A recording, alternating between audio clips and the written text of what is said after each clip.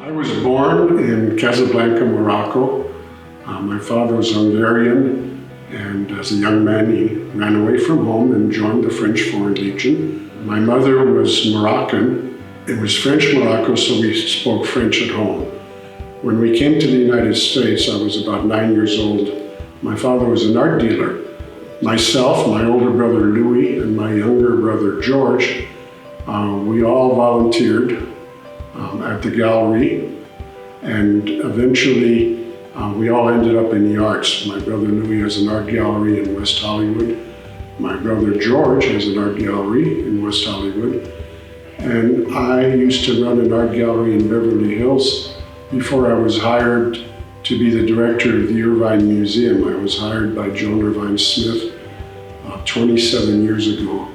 And I've been the director of the Irvine Museum ever since. I retired last year, so I'm now the director emeritus of the Irvine. I was born French. I still have a French passport, but I'm an American. I have an American passport. The French are very strong in the arts, and they were aware of what I was doing in terms of presenting the relationship between American Impressionism and French Impressionism. And they were also aware of the books that I had published, and most importantly, that we actually brought these artists, their work, to Paris. We had a big show in Paris. It was very well attended.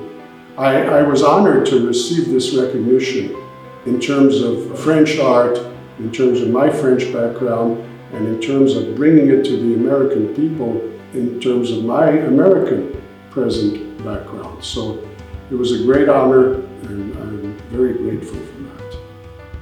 I was born in a small town outside of Boston, Massachusetts.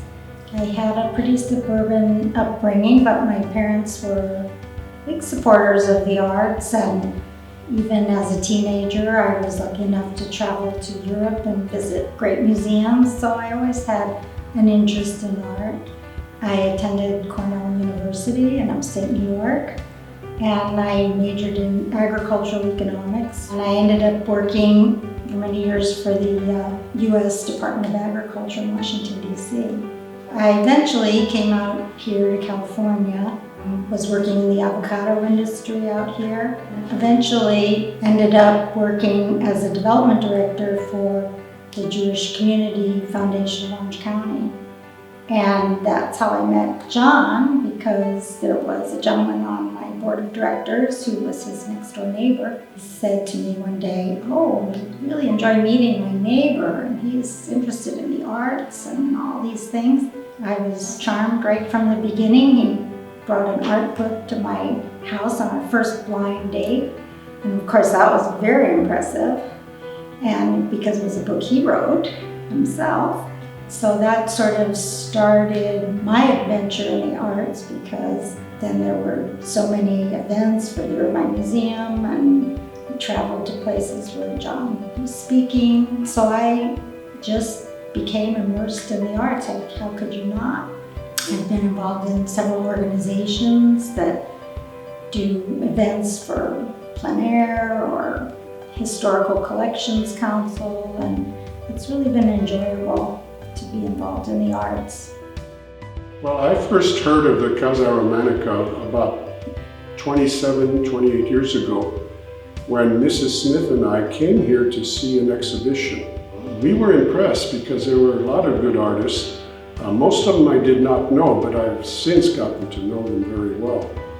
And the Casa Romantica, as a cultural center in southern Orange County, is a wonderful thing. I've been to the Casa many, many times, almost always to see art, because a lot of the artists that I know and that live in the southern part of Orange County have somehow been involved with the Casa. So it's been a wonderful relationship. It's a beautiful place. It's an historic place.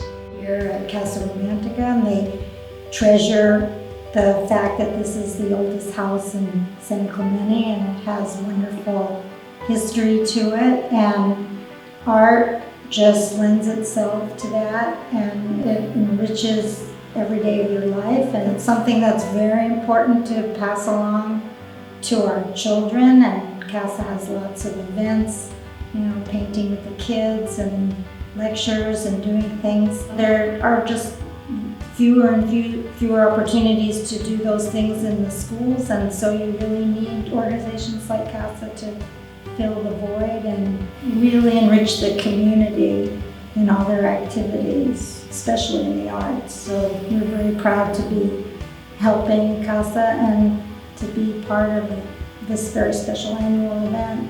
It's a great honor.